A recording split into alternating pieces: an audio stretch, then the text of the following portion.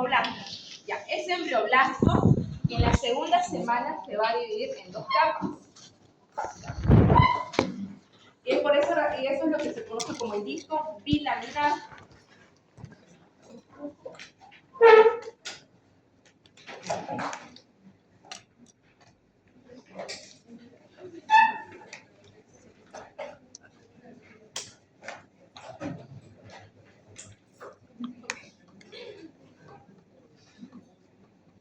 La anterior clase vimos esto acá, ¿no? Que tenía acá mi blastocito, que estaba conformada por lo que es el trofoblasto, lo que está de verde, y el embrioblasto, lo que está de celeste, y su cavidad, que se conoce cavidad del blastocito o blastocelo. Ya. Acá estaba iniciando lo que era la implantación en el día 6 aproximadamente, y estaba completamente implantado el día entre 11 y 12. Ahora, lo que vamos a ver acá hoy día son los cambios que ocurren en el blastocito en el día 8, en el día 9, día 11 y 12 y día 13. ¿Ya? Ustedes tienen que saber reconocer cuáles son los cambios importantes que aparecen en cada uno de estos días, porque eso es lo que se les pregunta. ¿Ya? Entonces, el día 8, ¿qué va a suceder acá? Vamos a ver que tanto lo que es embrioblasto y trofoblasto se va a dividir en dos capas. Entonces lo voy a dibujar para que vean.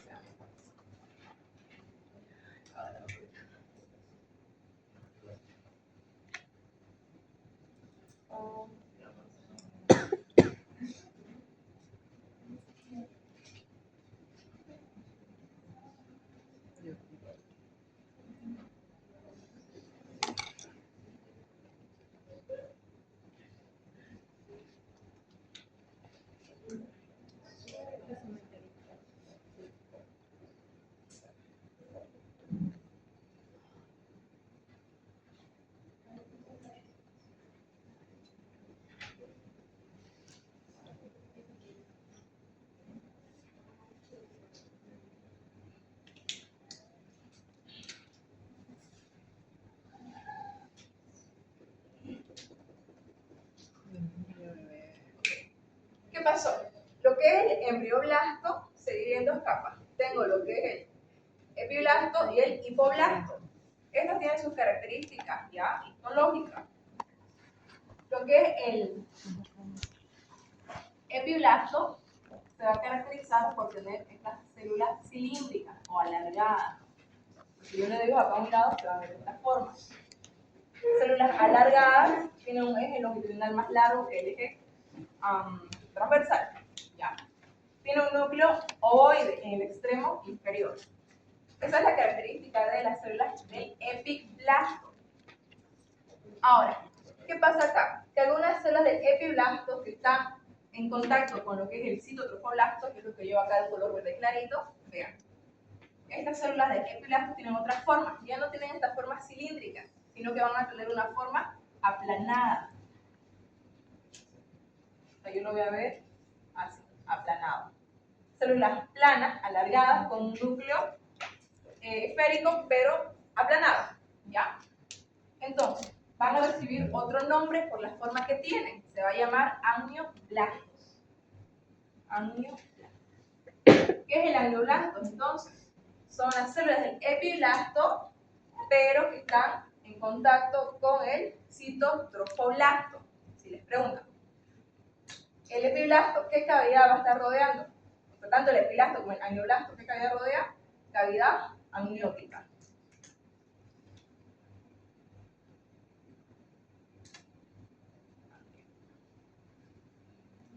¿Ya? Luego tengo las células del hipoblasto, las que están de rojo y acá se ve de color amarillo. Se caracteriza por tener células que tienen forma cúbica. Son células que tienen como las mismas dimensiones en cada lado y tienen un núcleo central esférico. Entonces acá yo lo digo, núcleo central esférico. Son las células del hipoblasto. Entonces acá yo tengo lo que es mi disco bilaminar. Epiblasto y el hipoblasto. ¿Qué más pasó acá? En el día 8, lo que era mi trofoblasto, lo que yo veo acá de color verde, claro, se va a dividir en dos capas, igual. Tengo el citotrofoblasto y el sinsitio trofoblasto. El citotrofoblasto es estas células aplanadas, algunas con una forma más o menos cúbica, pero la mayoría más plana, que están alrededor, rodeando acá en este caso lo que es el amnioblasto, y en este lado rodeando esta cavidad que se llama blastocelo. Son células que tienen la capacidad de hacer mitosis, están separadas una de la otra. En cambio, lo que es el sinsitio trofoblasto, todo esto de acá, vemos que va a presentar varios núcleos dispersos. Así. ¿Por qué razón? Porque aquí estas células van a estar fusionadas. Digamos que acá estaba una célula, acá estaba la otra, separada. ¿Pero qué pasó en el sinsitio? Las células se unieron y me formaron una masa multinuclear. Eso es un sinsitio.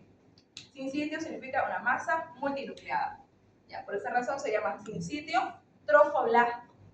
Ahora, ¿este sinsitio trofoblasto tiene la capacidad de hacer mitosis? No. Ahora, ¿quién me va a producir las células del sinsitio? El citotrofoblasto, que tiene capacidad de hacer mitosis. Ya, tiene capacidad de dividir. Eso es lo que tengo el día 8.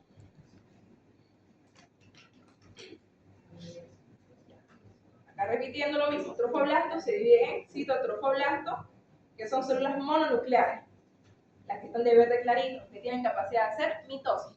En cambio, el sinsitio trofoblasto, lo que veo acá en verde oscuro, es una masa multinucleada y no tiene capacidad de hacer mitosis. ¿Ya? Entonces, ¿de dónde vienen las células del sinsitio? Del citotrofoblasto. Ahora, lo que era el embrioblasto se divide en dos, epiblasto e hipoblasto. Tienen que saber la característica de las células. Epi, cilíndricas, las que están de color celeste. Hipoblasto, células cúbicas, lo que vemos acá de color amarillo. Y las células de epiblasto, que están pegaditas, o sea, adyacentes al citotrofoblasto, reciben otro nombre, amnioblastos. ¿Quién rodea la cavidad amniótica? El amnioblastos y el epiblasto. En otra cavidad igual, que es el blastocelo, está rodeado por ¿quién? Por el hipoblasto, que son las células cúbicas, y también por el citotrofoblasto. Estas imágenes tienen que aprendérselas en su cabeza, ¿ya? Para poder acordarse. Entonces estoy viendo ahorita que en la segunda semana las estructuras que yo tenía del blastocito se dividen en dos. Es por esa razón que se la conoce como la semana de los pares. ¿Qué pasó? Okay. En lo que continuamos con el día 9, el blastocito va a tener una mayor implantación en lo que es la superficie del endometrio. Se va a formar lo que es el coágulo de fibrina. Acá. O sea, esto va a estar más metido, entonces como que lo voy a hacer así. Y acá se forma un coágulo de fibrina. Cuando ustedes hacen una herida, se forma lo que es un coágulo, ¿no? Luego un coágulo más estable. Entonces eso es lo que sucede acá, porque se hizo una herida en el endometrio para que el blastocito pueda implantarse. Y ya luego se forma su coágulo respectivo. ¿Qué va a pasar acá? Se lo llama también periodo lagunar el día 9. ¿Por qué razón? Porque en lo que es el sinsitio, van a aparecer unos espacios que se llaman vacuolas. Varias vacuolas. Estas vacuolas se van a fusionar entre sí. Esta vacuola se fusiona con la otra. Esta con la otra.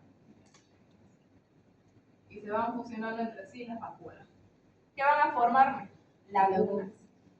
Entonces, tengo lagunas, ¿dónde? En el sinsitio trofoblasto. Por esa razón se llama periodo lagunar, porque aparecen lagunas en el sinsitio trofoblasto. No se confundan con el citotrofoblasto, por favor. El doctor hace una pregunta trampa acá. Él dice, ¿en qué día aparecen las lagunas en el citotrofoblasto? Y le pone las varias opciones. Le pone día 9, día 8, día 13 o ninguno. ¿Qué responderían ustedes? Ninguno. Ninguno. ¿Por qué? Porque las lagunas aparecen en el sinsitio, no en el cito. Ya, yo me confundí.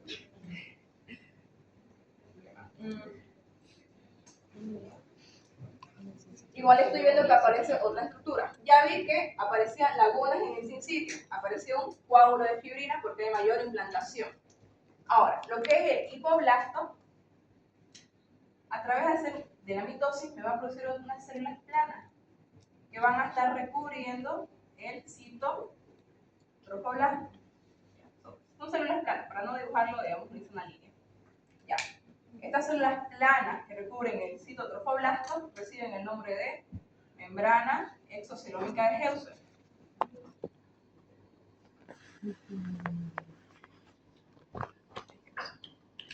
¿De dónde viene? Del hipoblasto. Ahora, este blastocele ya no va a cambiar de nombre. Ahora, se va a llamar saco vitelino primitivo. Son las mismas estructuras, solo que van cambiando de nombre de acuerdo al día. ¿Ya? Entonces, día 9, tengo lagunas en el sincitio trofoblasto, mayor implantación, por lo tanto se forma un coágulo de fibrina.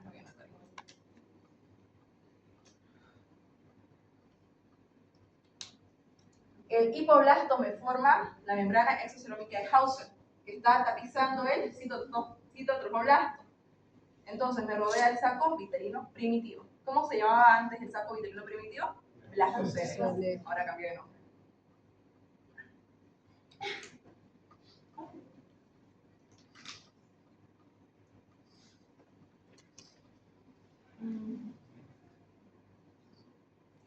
Continuando, en el día 11 y 12, acá es donde ya hay una implantación total.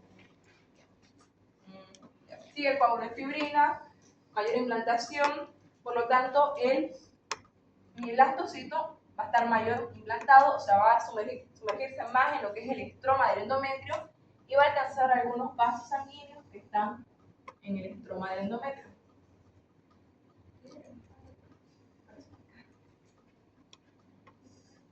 Estos vasos sanguíneos son capilares. Estos capilares se los conoce como sinusoides maternos. ¿Ya?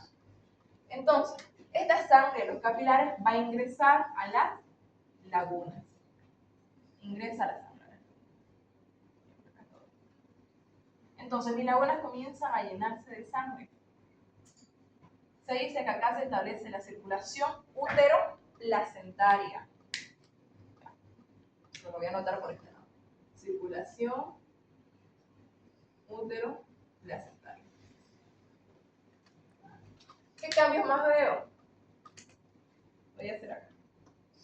Va a aparecer lo que es un mesodermo extraembrionario, lo que veo acá de un color anaranjado. Sí, anaranjado, ya. Ok. Se llama mesodermo extraembrionario. Vamos a dibujarlo. Va a aparecer por dónde? Debajo de la membrana exocelómica. Vamos a modificar un poco el dibujo. Y acá estaría lo que es el mesodermo extraembrionario. Que primero va a ser como una capa, ya, de mesodermo que está debajo de la membrana exocelómica de Hauser. Igual está rodeando esta parte.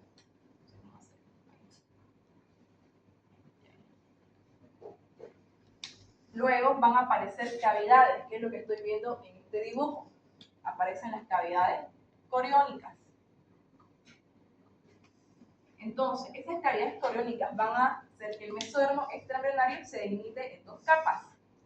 Una que está en contacto con la membrana exocelómica y parte acá del amioblasto, y otra capa que está en contacto con el citotrofoblasto. La más interna se llama mesodermo extraembrionario esplácnico y la más externa somático. ¿Ya? Cuando escuchan la palabra esplácnico o esplagno-pleúrico se refiere a las vísceras.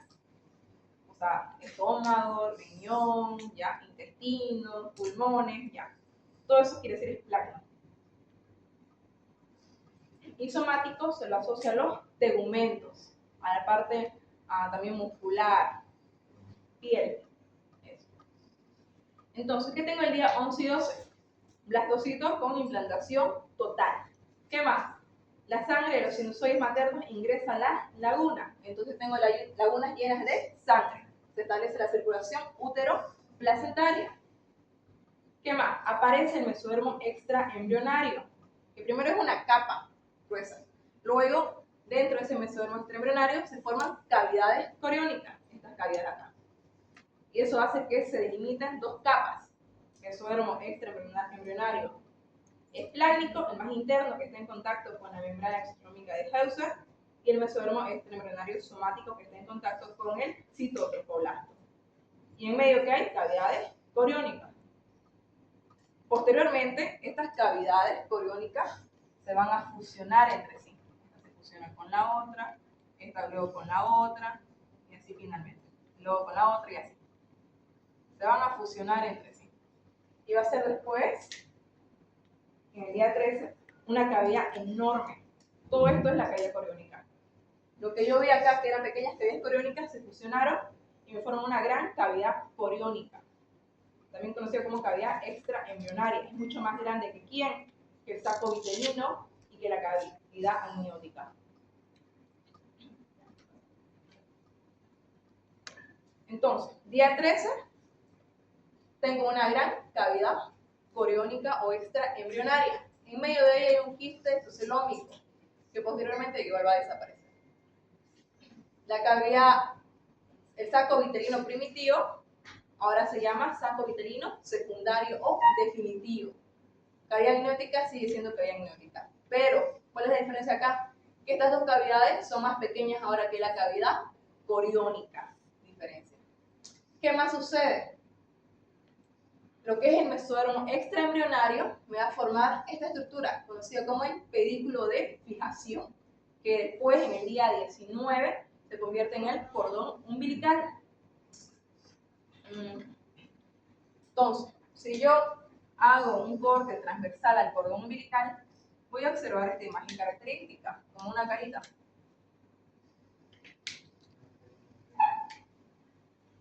Son las dos arterias y una vena umbilical. ¿Por qué razón se ve de esta forma? Porque las arterias se ven más circulares y la arteria se ve como que más colapsada. Esto se debe a la estructura de la pared de tus vasos sanguíneos. Las arterias se caracterizan por tener en su pared más músculo liso. Si tiene más músculo, eso le da más rigidez a la pared. Por lo tanto, yo lo veo más circular. En cambio, las venas tienen su músculo liso tienen pocas capas de músculo liso. Y tienen más tejido conjuntivo, o sea, más adventicia. Por lo tanto, se colapsan. Ya, esa es la razón. ¿Qué más?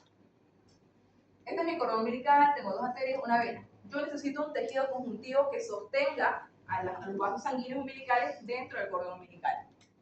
En medio tiene que haber tejido conjuntivo. Este tejido conjuntivo recibe el nombre de gelatina de Wharton.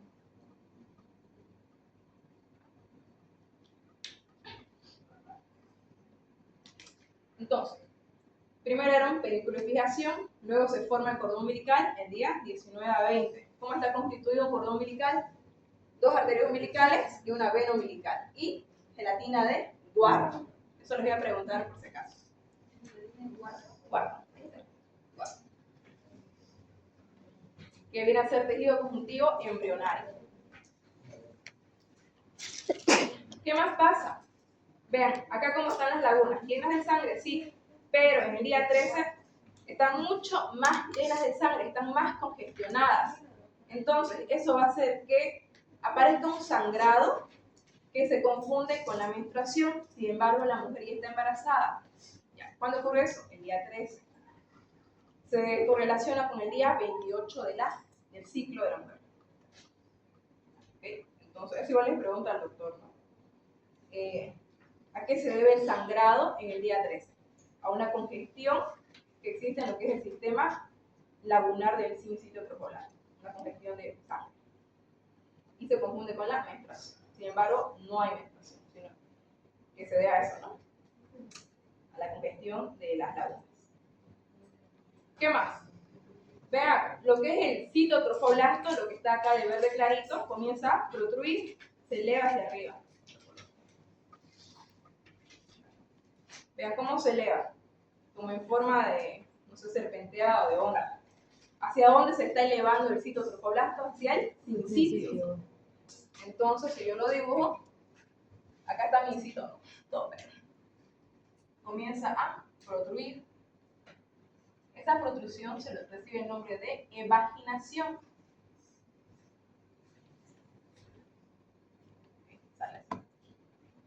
Si yo tomo este pedacito y lo traigo, no sé, acá abajo, se va a ver así. Esto viene a ser el cito y este es el sincitio. Ya. Yo hago un corte acá. Hago un corte, ese corte lo traslado y voy a observar esto. En la parte central veo cito. Está muy abajo. Lo voy a poner acá arriba. Creo que acá se ve.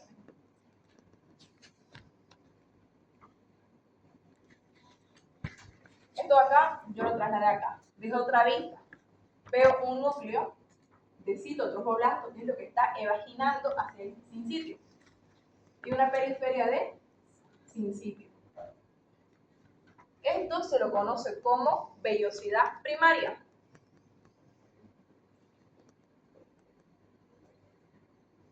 Se les pregunta, ¿cómo está conformada una vellosidad primaria? Un núcleo de citotrofoblasto y una periferia de sincitio trofoblasto.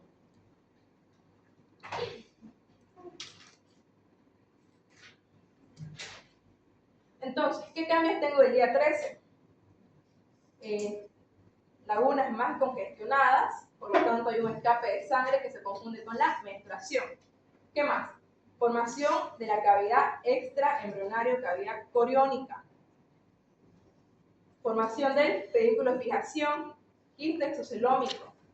Ahora, lo que era acá el mesodermo extraembrionario somático va a recibir otro nombre, placa coriónica. Es la misma estructura, solo que cambia de nombre de acuerdo al día. ¿Ya? Entonces, mesodermo extraembrionario somático se llama ahora placa coriónica. Y tengo las vellosidades primarias. ¿Cómo está conformada? Núcleo de citotrofoblasto y periferia de sincitio trofoblasto.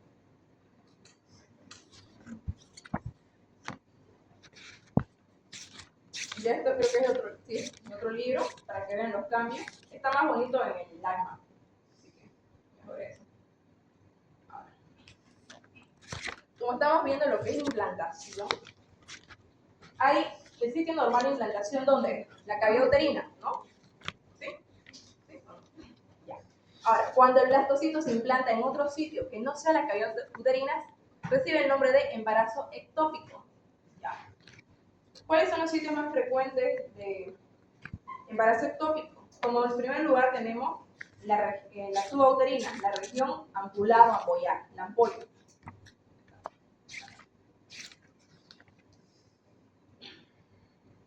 En otras ocasiones, el blastocito se puede implantar en lo que es la cavidad abdominal, otras veces también en el mismo ovario o a nivel del infundíbulo de la trompa uterina. Ya. Entonces, ¿saben? Cuando el blastocito se implanta fuera de la cavidad uterina, recibe el nombre de embarazo ectópico. ¿Un embarazo a nivel de la ampolla uterina puede sobrevivir? No. Hay que sacarlo, no hay más. Ya. Otras situaciones menos frecuentes es que se implante acá, a nivel del cuello uterino. Es el útero, ¿no? Y tiene su cuello uterino, conocido también como cervix. Y acá ya tengo la vagina. Entonces, cuando el blastocito se implanta a este nivel, ¿qué va a pasar acá? Se va a implantar, el trofoblasto va a comenzar a invadir el endometrio y se va a formar después la placenta.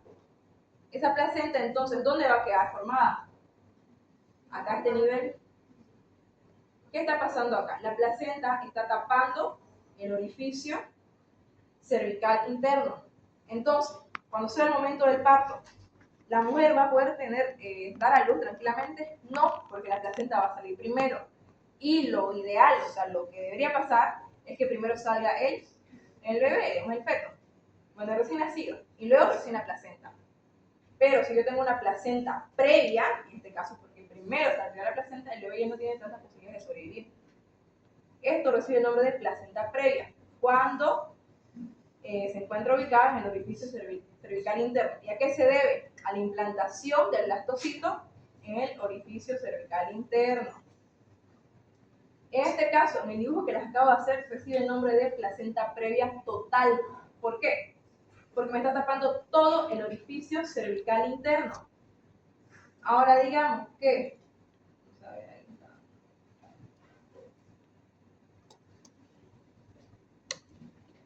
En este caso, la placenta esté de esta forma. En este caso no me está ocluyendo todo el orificio cervical interno, pero sí tengo una placenta previa. Se llama placenta previa parcial. En estos casos, esta placenta puede migrar, o sea, puede trasladarse. Digamos que se va más hacia arriba. Entonces, es importante que se haga seguimiento de la mujer cuando tiene una placenta previa. Si es parcial, hay muchas posibilidades de que la placenta migre, por lo tanto se traslade más arriba o hacia más atrás, y ya la mujer va a poder tener tranquilamente un parto. Pero si hay placenta previa total, no puede tener parto. Se recurre a una cesárea. ¿Ya?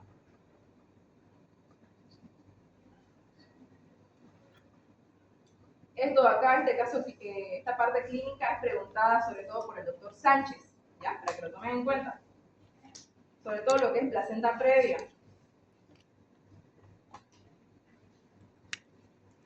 Entonces, si se les pregunta, ¿a qué se debe una placenta previa? ¿Qué van a decir?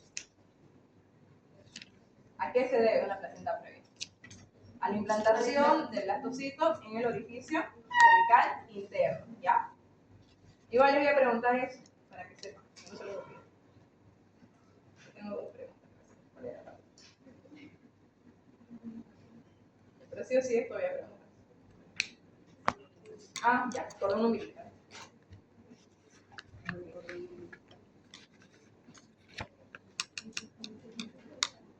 Entonces, chicos, respecto a este tema, es cortito. Háganse una lista de todos los cambios que ocurren en cada día, ¿ya? Se les puede preguntar cualquier día, sobre todo si su examen es multigrupo, como les decía anteriormente. Al doctor Sánchez le gusta preguntar qué cambios ocurren en el día 13, digamos, y tienen que describir todo lo que aparece el día 13, ¿ok? Es una pregunta abierta. Igual el doctor Iriarte puede hacer, pero generalmente el doctor Iriarte pregunta día 9, ¿sí? Y siempre hace una pregunta trampa de ese día, ¿ya? Entonces háganse una lista de lo que aparece cada día, ¿ya? Eso sería todo. A la próxima clase avanzamos tercera semana y ya vemos si hacemos un examen o después.